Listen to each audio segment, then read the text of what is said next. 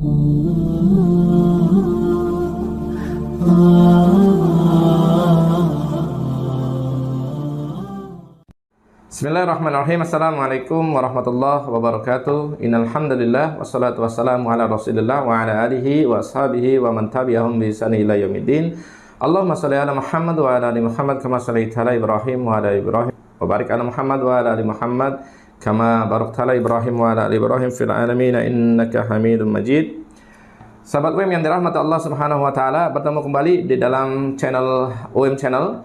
Insyaallah kajian politik Islam. Insyaallah kita akan mempelajari terkait dengan bagaimana politik Islam atau siasat syariah yang memang diajarkan oleh Rasulullah SAW maupun oleh para sahabat dalam teorinya dalam perpolitikan Islam dari Rasulullah SAW memimpin sampai kemudian terakhir masa pemerintahan Islam. Insyaallah hari ini kita akan mempelajari terkait dengan mekanisme cara bagaimana menghasilkan pemimpin di dalam Islam, entah itu presiden, entah itu perdana menteri ataupun apa namanya ya yang memimpin umat Islam dalam sebuah daulah, dalam sebuah negeri. Bagaimana Islam memilih pemimpin tersebut ya. Allah Subhanahu wa taala di dalam surat An-Nisa ya, ayat 59 Allah Subhanahu wa taala mengatakan a'udzubillahi minasyaitonirrajim bismillahirrahmanirrahim. Ya ayyuhalladzina amanu atiullaha wa atiur rasul wa ulil amri minkum. Wahai orang-orang beriman, hendaklah kalian taat kepada Allah Subhanahu wa taala, taat kepada Rasulullah sallallahu alaihi wasallam dan taat kepada pemimpin-pemimpin di antara kalian. Allah memerintahkan ya agar kita taat kepada Allah Subhanahu wa taala, yaitu dengan mentaati kitab Allah, dengan mentaati apa yang diturunkan oleh Allah Subhanahu wa taala, firman-Nya yang ada di dalam Al-Qur'anul Karim. Kemudian Allah Subhanahu wa taala meminta kita untuk mentaati Rasul. Mentaati Rasul berupa mempelajari terkait dengan apa-apa yang dicontohkan oleh Rasulullah sallallahu alaihi wasallam dalam hadis, dalam sunnah-sunnahnya maupun dalam sirah nabawiyahnya. Kemudian Allah Subhanahu wa taala meminta juga kita agar wa ulil amri minkum, agar taat kepada para pemimpin di antara kita semuanya. Dan kembalinya pemimpin itu adalah pemimpin yang beriman di antara kalian. Maka sahabat UIM yang dirahmati Allah Subhanahu wa taala, sudah sepantasnya, sudah sewajibnya kita memilih pemimpin orang-orang yang beriman. Pemimpin di antara kita yang terbaik yang dihasilkan dari mayoritas atau dari komunitas orang-orang beriman. Maka ayat ini kita harus berikhtiar secara maksimal sahabat UIM, menghasilkan pemimpin-pemimpin yang hari ini taruhlah untuk kepemimpinan Indonesia ke depan, kepemimpinan Indonesia yang memang berasal dari orang-orang beriman dan memahami bagaimana memimpin sebuah daulah. Lalu pertanyaannya, bagaimana kita menghasilkan pemimpin dalam siasat syariah? Dalam politik Islam bagaimana caranya kita menghasilkan pemimpin? Kalau kita lihat dalam sejarah, ya, dalam sejarah maka ada beberapa teori terkait dengan kepemimpinan Islam ini. Namun sebelum ke sana, ya saya ingin mengatakan dua dalil hadis agar kita mencontoh kepada Rasulullah SAW dan para sahabat generasi terbaik. Ya, dalam hadis Rasulullah SAW mengatakan, "Satarawna min ba'di ikhtilafan syadida fa'alaikum bisunnati wa sunnati khulafar rasyidin al-mahdiyyin. Addu 'alaiha bin nawajid."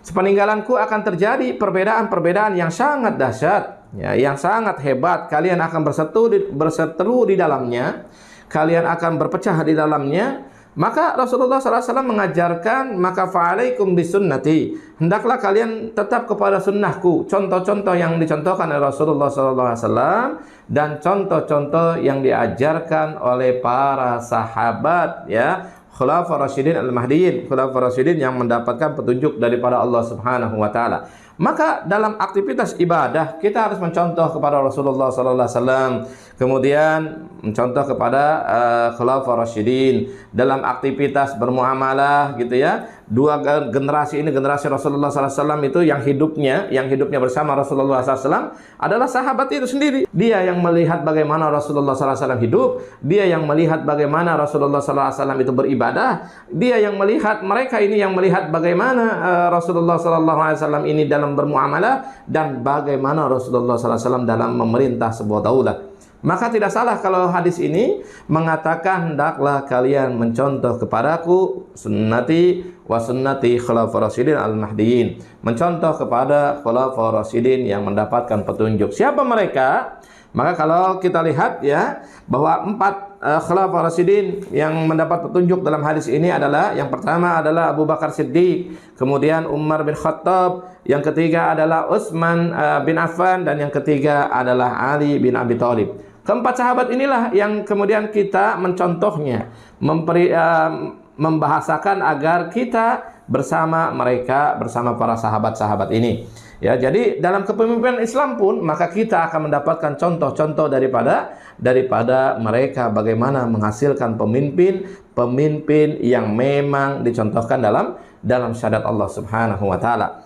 Maka sahabat UIM, kalau kita lihat, misalkan kita bedah lah ya, kita lihat bagaimana menghasilkan pemimpin Islam tersebut. Maka yang pertama, ya sudah jelas lah kalau Rasulullah SAW diangkat itu memang diangkat menjadi pemimpin, diangkat menjadi Rasul, menjadi kepala negara, memang atas kehendak Allah Subhanahu wa taala. Allah yang memilih langsung terkait dengan Rasulullah SAW ini. Dididik dari awal memang tidak melakukan kesalahan-kesalahan, dari awal memang terbebas daripada dosa-dosa, dan kemudian dimatangkan oleh Allah melalui pendidikan dari kecil sampai remaja sampai dewasa, sampai kemudian beliau menikah dengan seorang yang hebat juga, Khadijah radhiyallahu anha, sampai kemudian Allah Subhanahu wa taala takdirkan Rasulullah memimpin umat dan memimpin daulah, memimpin sebuah peradaban, memimpin Madinah Al-Munawwarah.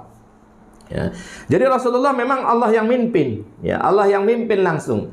Jadi teori yang pertama adalah bagaimana pemimpinan Islam itu adalah kepemimpinan Rasulullah SAW, dan Allah Subhanahu wa taala yang memimpin langsung, yang memilih langsung Rasulullah SAW ini. Lalu setelah Rasulullah SAW wafat, bagaimana Islam mengajarkan terkait dengan kepemimpinan Islam?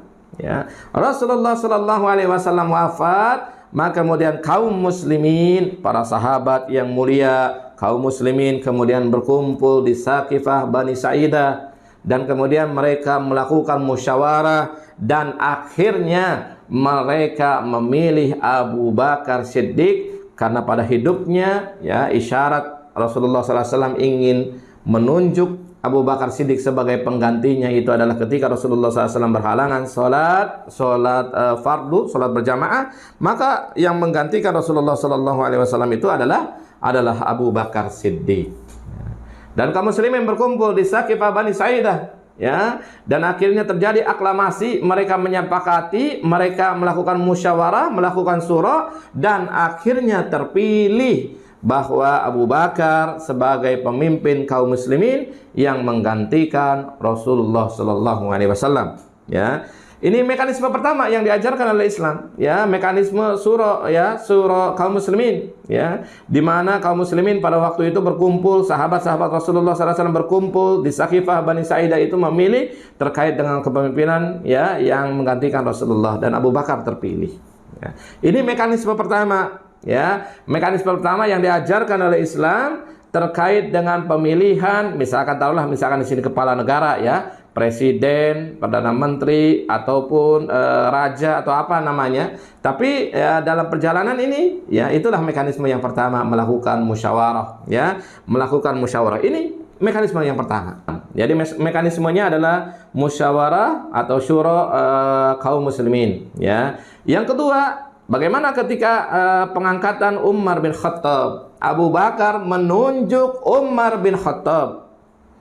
Jadi mekanisme kedua ini yang ada dalam sejarah Islam itu adalah Abu Bakar menunjuk siapa penggantinya, dan Abu Bakar menilai yang pantas untuk memimpin kaum muslimin setelah dirinya, maka itulah jatuh kepada Umar bin Khattab. Dan Abu Bakar ini hanya sebentar saja memimpin kaum muslimin, ya, hanya sekitar kurang 2 tahun, ya, 2 tahun kurang, sangat-sangat singkat waktunya, ya, karena beliau sudah sepuh dalam perjalanannya memimpin kaum muslimin, dan di akhir masa hidupnya beliau menunjuk Umar bin Khattab sebagai pemimpin kaum muslimin, ya. Dan penunjukan ini disetujui oleh kaum muslimin. Mereka sepakat bahwa Umar adalah manusia terbaik setelah Abu Bakar, ya, dan mereka bersetuju mengangkat Umar sebagai khalifah. Dan inilah mekanisme kedua yang ada dalam tarikh Islam, yang ada dalam sejarah Islam, yaitu mekanisme penunjukan langsung, meskipun penunjukan langsung itu kemudian secara aklamasi diakui oleh kaum muslimin yang ada pada waktu itu, yang diakui oleh para sahabat yang ada pada waktu itu. Maka ini mekanisme kedua.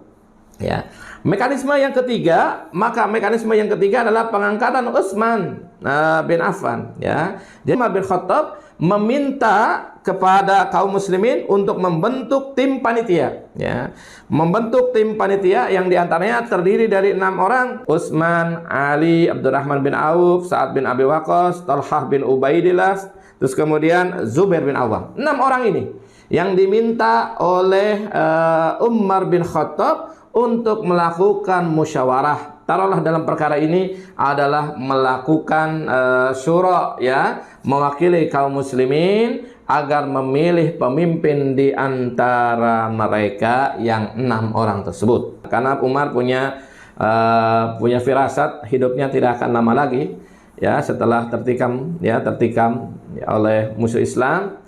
Ya, maka inilah yang diajarkan oleh Umar bin Khattab kepada kita terkait dengan kepemimpinan Islam ini.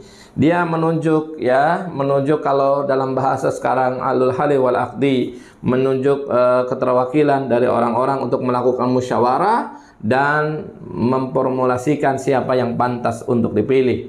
Keenam sahabat ini kemudian mereka melakukan musyawarah dan akhirnya mengerucut kepada 3 nama yang 3 nama itu dianggap pantas untuk menggantikan Umar bin Khattab. Yang pertama adalah Utsman bin Affan, yang kedua adalah Ali bin Abi Thalib, yang ketiga Abdurrahman bin Auf. 3 besar ini. Ya, dari 6 kemudian muncul 3 nama tersebut yang kira-kira pantas untuk dipilih, ya.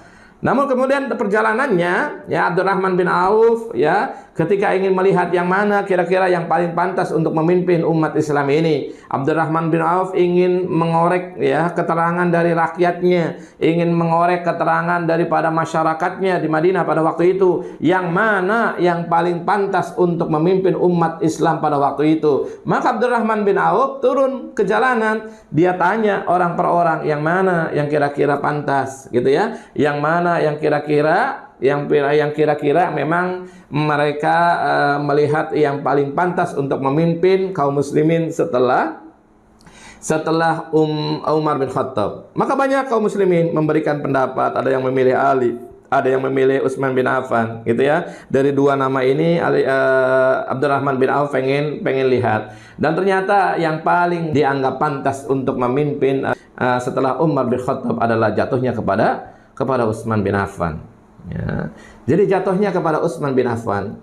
Nah, akhirnya Abdurrahman bin Auf kembali melakukan musyawarah dalam hal itu dan menjatuhkan, dan hasil musyawarah tersebut kemudian akhirnya menetapkan Utsman bin Affan sebagai khalifah ketiga, pemimpin ketiga kaum muslimin setelah Umar bin Khattab. Jadi ada ini model yang ketiga. Ya, model yang pertama adalah surah kaum muslimin di Saqifah Bani Sa'idah yang menghasilkan Abu Bakar Siddiq setelah Rasulullah SAW wafat. Kemudian yang kedua, metode kedua adalah Abu Bakar menunjuk langsung bahwa penggantinya itu adalah Umar bin Khattab, dan itu juga disetujui oleh kaum muslimin, ya, sehingga Umar bin Khattab menjadi khalifah yang kedua. Yang ketiga, ya, melalui surah Ahlul Hali wal Aqdi, perwakilan dari para kaum muslimin yang diwakilkan oleh 6 orang itu, ya. Dan yang terakhir adalah ketika Ali bin Abi Thalib diangkat menjadi kaum muslimin. Nah, berangkat dari teori terkait dengan Islam, ya, terkait dengan pemimpin, bagaimana memilih pemimpin, ya, bagaimana memilih seorang pemimpin, seorang presiden, perdana menteri ataupun apapun namanya. Maka di sini kemudian muncul yang hari ini dilaksanakan oleh negara-negara, ya.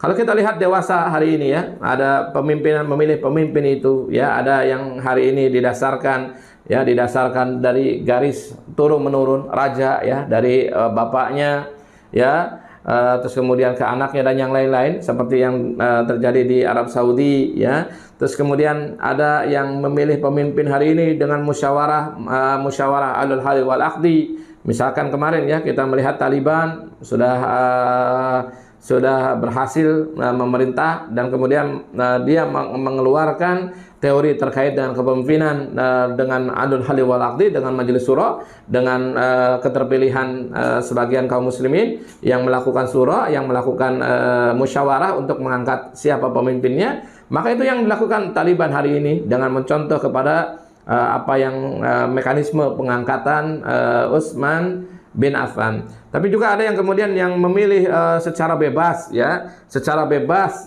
terkait dengan pemilihan-pemilihan seperti hari ini yang ada di negara-negara kaum muslimin dengan sistem demokrasi, ya, one man one vote, yang memilih secara langsung terkait dengan pemimpin-pemimpinnya. Nah, ini yang terjadi, mekanisme tersebut, ya. Lalu kalau kita melihat, ya, kalau melihat seperti itu, maka tipe kepemimpinan seperti apa yang paling ideal kalau kita belajar kepada siasat syariah, kalau kita belajar kepada politik Islam, kepemimpinan mana yang paling ideal, ya?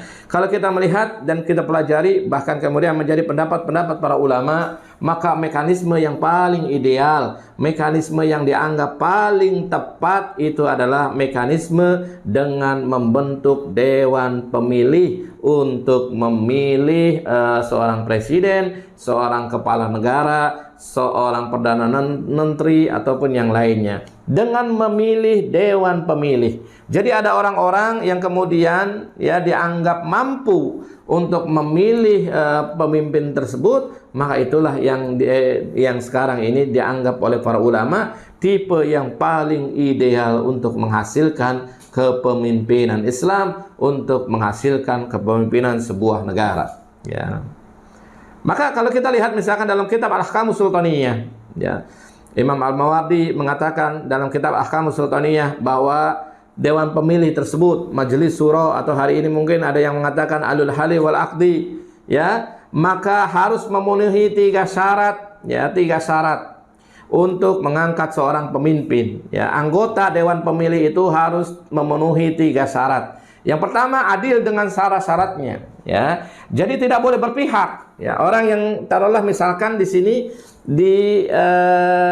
diamanahkan atau dipilih menjadi dewan perumus, dewan pemilih alul hali wal aqdi untuk mengangkat pemimpin, dia harus mempunyai sikap yang adil.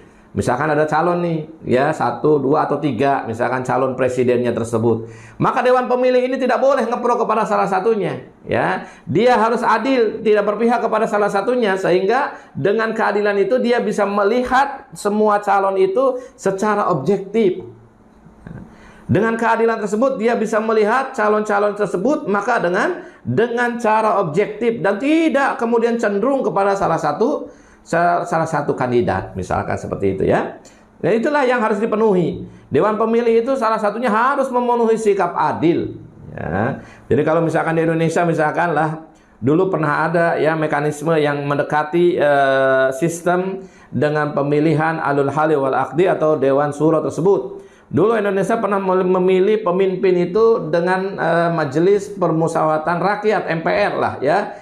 Ya, jadi itu dianggap adalah alul hali wal aqdi, ya, itu dianggap adalah majelis syuro yang memang tugasnya untuk memilih presiden. Cuma, ya, sayangnya pada waktu itu MPR itu diisi oleh orang-orang yang tidak baik, MPR itu diisi oleh orang-orang yang tidak kompeten, MPR itu diisi oleh orang-orang yang memang tidak menunjukkan kapasitasnya untuk memilih pemimpin, sehingga ya hasilnya pemimpin-pemimpin yang buruk yang diterima oleh Indonesia tersebut, ya. Jadi syarat yang pertama adalah adil, ya, adil dengan segala syaratnya tadi, ya, biar dia bersikap objektif terhadap pasangan-pasangan calon yang memang dicalonkan untuk menjadi pemimpin negara atau menjadi presiden atau menjadi perdana menteri ataupun yang lain. Yang kedua, ya, seorang atau dewan pemilih itu alul hali wal aqdi atau majelis syuro yang terbentuk dari kaum muslimin, itu perwakilan dari kaum muslimin, bisa ulama, bisa akademisi, bisa praktisi yang memang mempunyai keilmuan.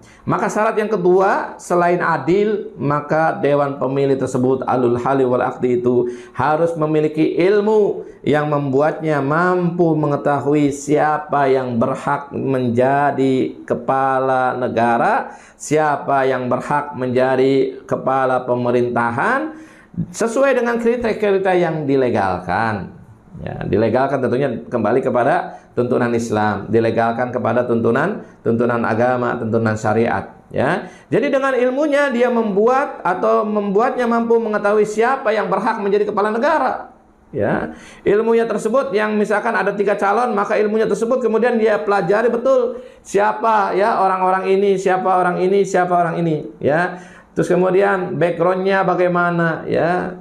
Terus kualitas kepemimpinannya bagaimana, terus kemudian kepribadiannya bagaimana, dipelajari. Dan ilmu itu adalah ilmu yang membuatnya mengetahui siapa yang berhak menjadi pemimpin tersebut dengan kriteria-kriteria yang dibenarkan secara syariat. Yang ketiga adalah wawasan dan sikap yang bijaksana yang membuatnya mampu memilih siapa pemimpin yang tepat, siapa pemimpin yang paling efektif, serta paling ahli dalam mengelola semua kepentingan. Ya.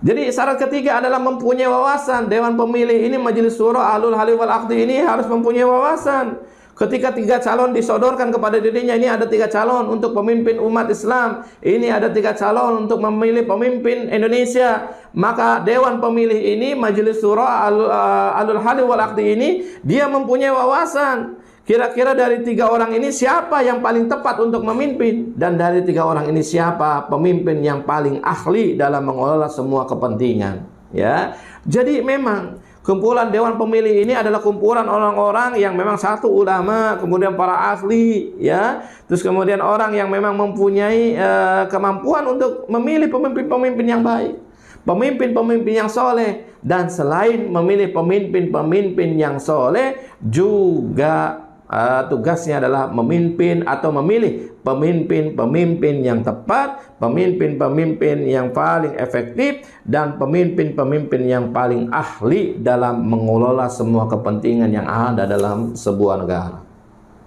Ya.